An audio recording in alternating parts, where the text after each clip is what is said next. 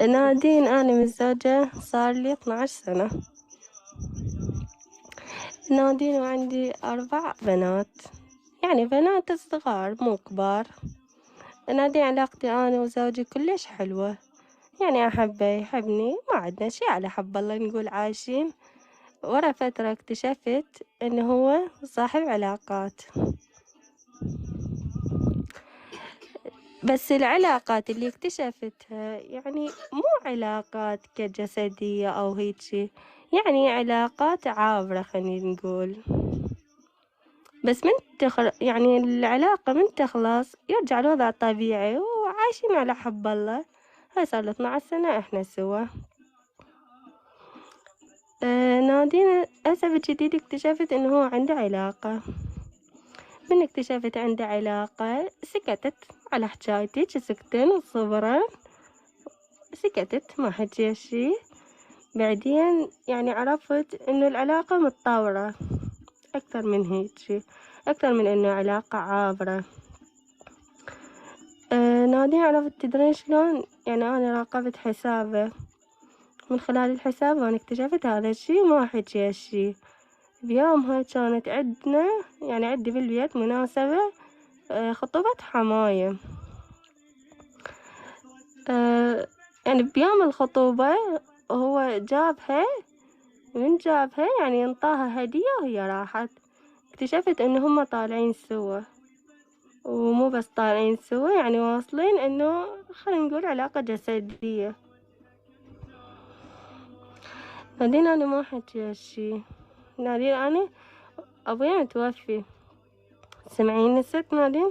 سمعي شو بالي كله يمك. نادين، انا ابويا متوفي، فعندي اخويا خلينا نقول هو سندي بهاي الدنيا. اتصلت باخويا، حكيت له، قلت له انا ما حكيت الموضوع ولا صارحت احد، وزوجي هيجي وهيجي. قال لي ما يكون خاطرك الا طيب، أنا أجي وأحاكي وأريد أشوف نهايته شنو. بعدين هو اتصل عليه وجابه يعني البيت أخويا وحاجاه. من حاجاه قال له ليش هيجي؟ قال له مجرد علاقة عابرة، وأنا ما عندي شي، واختك بقلبي وعلى حب الله كل شي ماكو. بس هو مو هيك الصحيح. الصحيح إنه هو يعني طور بالعلاقة. بعدين يعني أنا صراحة قلت له أنا أعرف كل شي، أنا هيجي أنا هيجي، أنا متابعتك وأنا ساكتة والخاطر بناتك. يعني هو نكر، من نكر أنا تعبت، يعني والله نادين، هملت بناتي، هملت صحتي، هملت يعني حتى روحي، يعني صرت مالي خلق حتى باوع بالمراية. هيجي وصلت مرحلة أنا كلش أحبه، بس ما أعرف يعني هو ليش هيك سوى، مع إن أنا ما مقصرة وياه. أنا ما أقولك أني أجنن يعني أخبل وماكو مني، الحمد لله يعني. لا، يعني الحمد لله زينة. وهو يعني مو ذاك الجمال، بأنه هو كاريزما.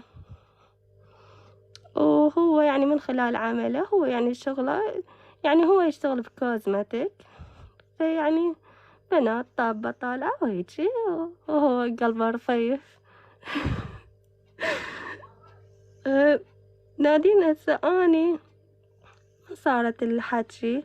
بعدين هو آخر شي وصلت حكي وياه، قال لي هذا طبعي، أنا ما أقدر أغيره ولا أقدر، يعني أنا من حقه هذا الشي. قلت له أوكي، أنت من حقك ليش تخليني أحس؟ هذا الحكي اللي حكيته أني. بعدين أني أجيت البيت أخويا. من أجيت البيت أخويا يعني أنا صار لي تقريبا أسبوعين. هو لا يعني، بس اجيت انا، مو اجيت عندي مشكلة وياه، انا جيت يعني كخطار، لان انا اختنقت بديك الفترة. جيت قلت له، يعني هو لا اتصل علي ولا سأل ولا على بناته ابد نهائيا. بعدين انا راسلت حبيبته اللي هو عنده علاقة وياها، راسلتها، بس ما راسلتها، ما يعني انا ما سويت مشكلة وياها او شي، لا. راسلتها قلت لها يعني ترى انتي تتهنين بي وانا ما عندي مشكلة وظلي احكي وياه، بس خلي ببالي الشغلة، يعني انتي فكرة ببنتك، انا اكتشفت انه هي عتبنية ولد. قلت لها انتي قبل لا تفكرين بنفسك فكري بابنك وبنتك. أصدقاء قلت لها ما يهمني. المهم البنية هسه يعني على وجه هي تقول انه اني حاضرته، بس ما اعتقد هذا الشي. واني يعني ظليت حارة هسه اني ايش اسوي. البارحة هو اتصل علي وقال لي ترجعين للبيت. زين اني هسه من ارجع شو اسوي؟ يعني ابقى الوضع انه اني احنا ما نتحاجى، يعني صار لي تقريبا بالشهرين يعني ما نتحاجى، بس سؤال وجواب. يعني أبقى الوضع لو يعني أسد السالفة لو شنو. أريد أسوي له عبرة بصراحة. وأنا متى يلا وصلت لك والله العظيم كلش تعبت، وأستاذ جاسم كلش ساعدني الله يعطيه الصحة والعافية. يعني هسه أنا شو أسوي؟ أنا هذا اللي جاية أريد أسألك بيه، يا ريت تساعديني. نعم. انت شلون تعرفت عليه؟ تعرفت يعني قصدك زواجنا؟ شلون تعرفتوا وتزوجتوا؟ حب لو زواج تقليدي؟ لا لا تقليدي. تقليدي. ايش قد استمرت فترة الخطوبة؟ يعني ما استمرت هواية، تقريبا 4 أشهر. 4 أشهر. تزوجتوا ببيت عيالك لو ببيت وحدكم؟ لا بيت عيالي. ايش قد صارت متزوجة؟ صار لي 12 سنة. كم طفل عندك؟ عندي 4 بنات. ايش كم مرة خانك؟ اللي اكتشفت إن الحدث 4 مرات. وين ما اكتشفتيهن؟ والله شو أدري الله اللي يعلم. يعني الرجال ما كذب عليك؟ هو صريح. شو اسمه؟ بالي ان شاء الله مو اللي ببالي. اوكي، الرجال صريح ما كذب عليك، يعني لا لف ولا دار. هسه تريدين حق الله لو تريدين حق بنادم؟ الرجال صريح قال لك انا زير نساء، انا رجال ما اقدر، بيا مرض، بيا نقص لا بداخلي. أنا ها. هو مو هو قال لي، أنا اكتشفت هذا الشيء إيه. بمرور الأيام. نادين تدرين شنو خلقت في الشغلة؟ والله العظيم يمكن حتى تضحكون علي تو المتابعين. نادين أنا ماشية وياه على حب الله وماشية وياه عدل، بحي شي سوى الله يكشفه يخليه بين يديه. بس احنا ما لنا علاقه اكتشفتي وماك، هو الغافل الى الله، يوم بشهر بسنه هو دوم باعي. دائما الخاين يصير اثول ويصير غبي، حتى اذا كان ذكي بدايه الخيانه بعدين الله يثوله، مو يروح يسيس فيظل يفكر بامور ومآرب اخرى فيصير اثول. فمن يصير اثول يلقف، هاي معروفه يعني القاعده العامه، حتى المراه من تخون تلقف، ويا تلقف من الله، لان الغافل الى الله. هسه احنا نجي لجويسمك. جويسمك من يوم ما يخون بيك، اللي قفتيهن 4 والمالاكفتن الله يستر. شكله هو كل أي سنه يسوي تجديد، يعني كل سنه أي عنده سلفه يجدد لا بيها. مو سنة، كل 6 شهور هيك يا شي. كل 6 اشهر، يا صلوات على محمد وال محمد. اوكي كل 6 اشهر. زين، رجلك من النوع زير نساء، وانا حاكيه بهذا النوع، انا حاكيه بهذا النوع كثير، دول زير النساء حاكيه بي.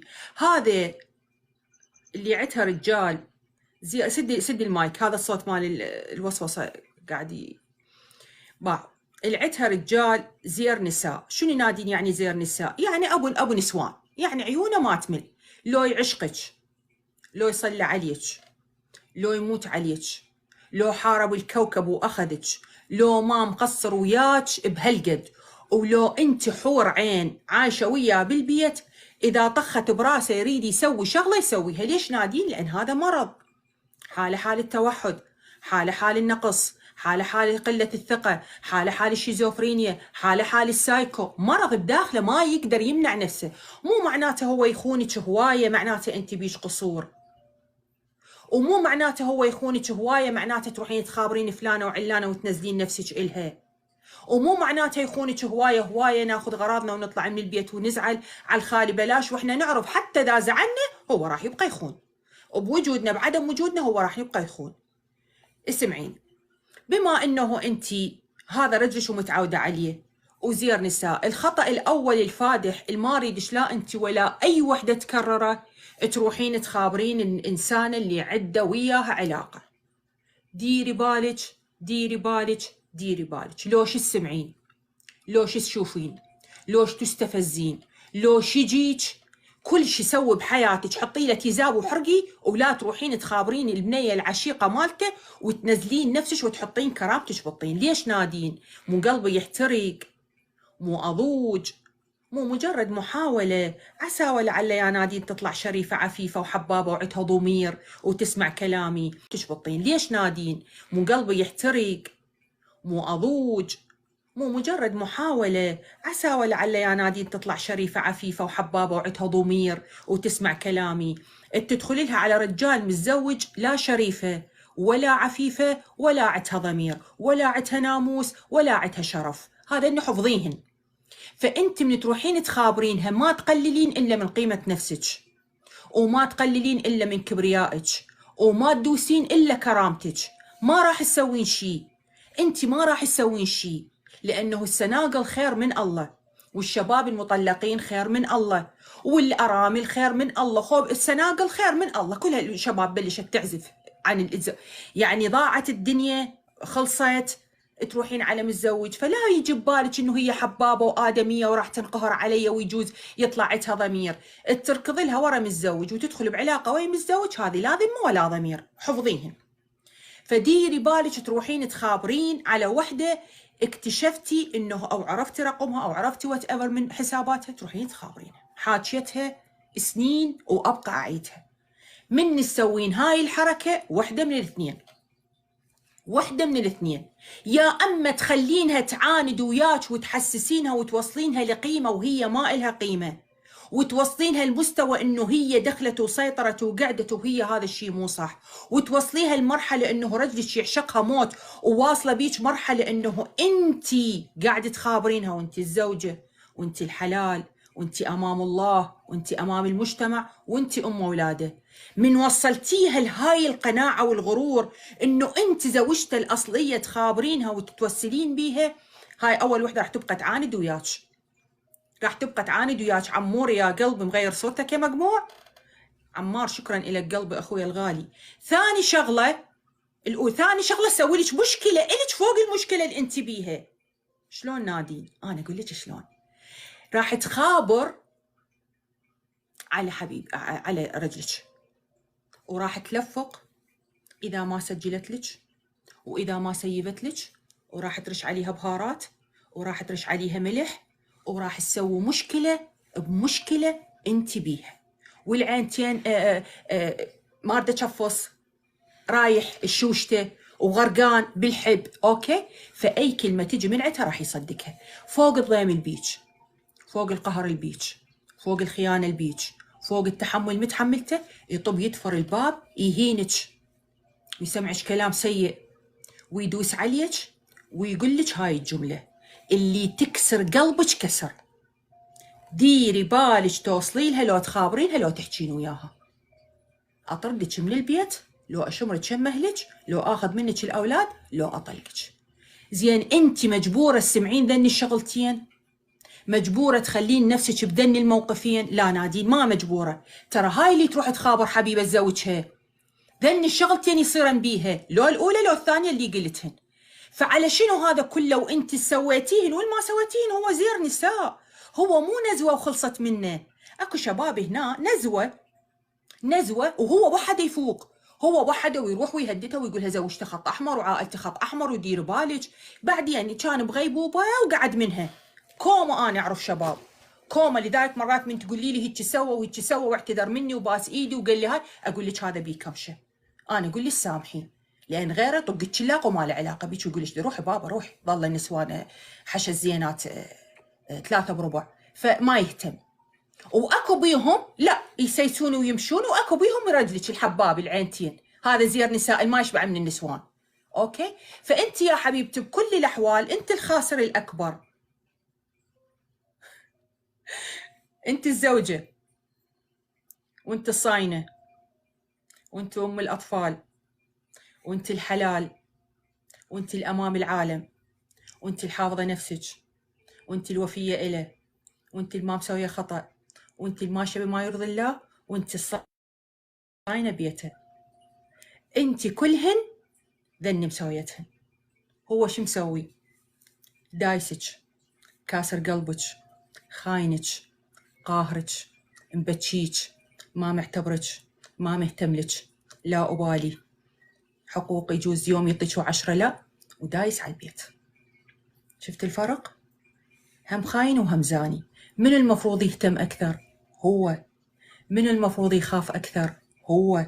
من المفروض رب العالمين يجرمه أكثر؟ هو. من المفروض يداري ويسكتش ويكون وياه زين حتى لا المفروض يداري ويسكتش ويكون وياه زين حتى لا تكتشفينه؟ هو. من المفروض ينقهر ويخاف؟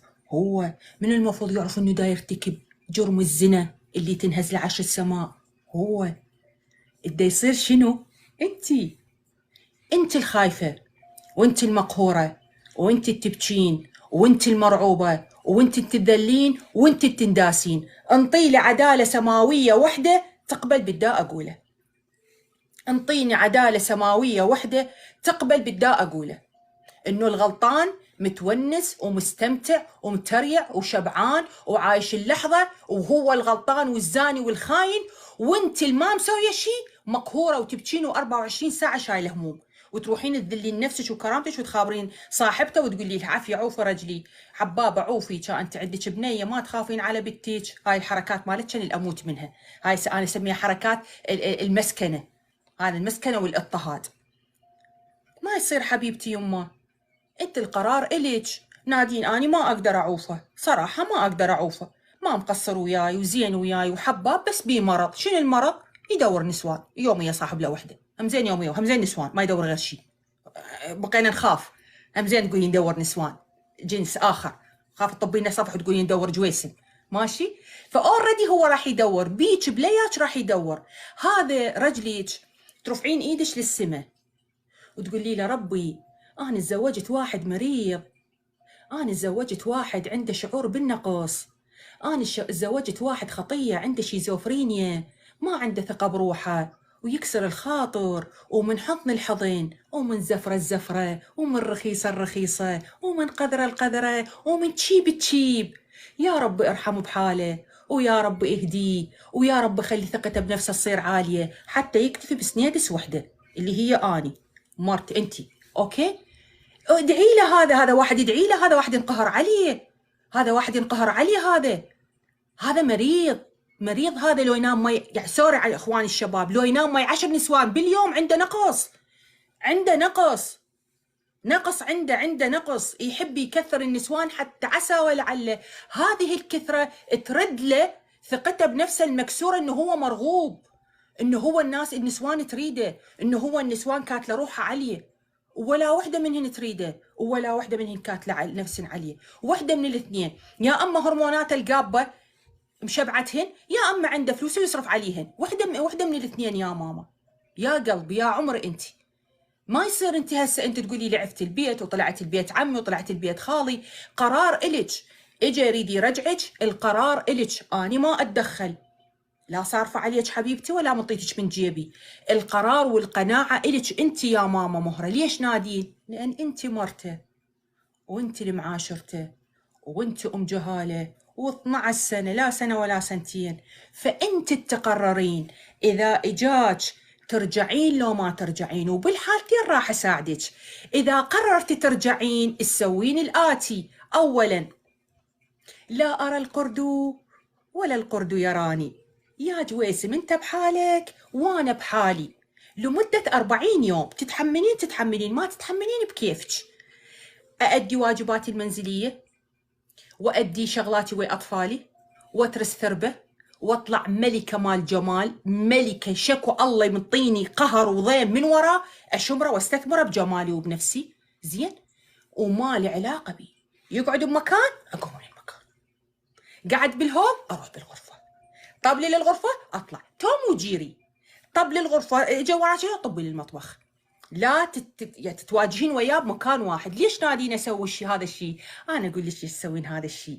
علميا ونفسيا وتوتريا وصحيا وفكريا وخباليا خاف هو ناقص، راح تستفزينه، راح تثيرين الشك براسه، راح تثيرين التساؤل براسه، راح يشوفك تغيرتي 180 درجة، ما جاي تطيقين تقابلين شهرته، واصلة إلى مرحلة القرف بأعلى درجاته.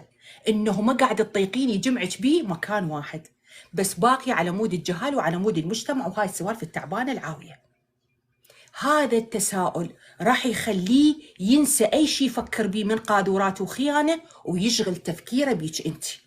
لان مهما الرجال يطلع برا ويخون ويزني ويلعب لعب، اذا شغله مست عائلته، واذا شغله مست مرته، واذا شغله مست اخته او مست احد من بناته، ينقلب مليون درجه. يشيل تفكيره كله ويظل يدور. ليش؟ لان هو كل من يرى الناس بعينه طبعه. هو هاي السوالف بيه فعباله انت هماتين حشاج. هنا احنا كسبنا وقت انه سحبناه من هاي العلاقات وخليناه يركز ببيته. ثانيا، كل ما تمنعين نفسك عنه اكثر كل ما يرغبك اكثر. مو تمنعين نفسك هاي لا ما اريد اشفص، اوكي؟ كل ما تبتعدين عنه اكثر كل ما يرغبك اكثر، وكل ما تثقلين اكثر كل ما تتوازنين بعينه اكثر. ماشي؟ هاي النقطتين. اذا ما رجعنا نادين شو اسوي؟ اذا ما رجعتي يعني صراحه لا تزعلين مني، ما حد يتحملك. ما عرفت ايش كم طفل عندك، ما حد يتحملك حبيبتي، ما حد يتحملك. خاف اخوك هسه دق لي الصدره، ترى وراه حيه. اخاف اخوك قال لي كان عند عيناك، ترى وراه صفره. اخاف يتحملك يوم يومين، ترى وراه ضيم وقهر وزن وامر من السحر. وانت صاحبه جهال، ما حد يتحملك. اعطيك اياها من الاخير، ما حد يتحملك. فخلنا نرجع هو يجي ياخذنا بكرامتنا احسن ما نخابره ونقول له تعال خذني. هنا الكرامه تصير صفر والقرار الك.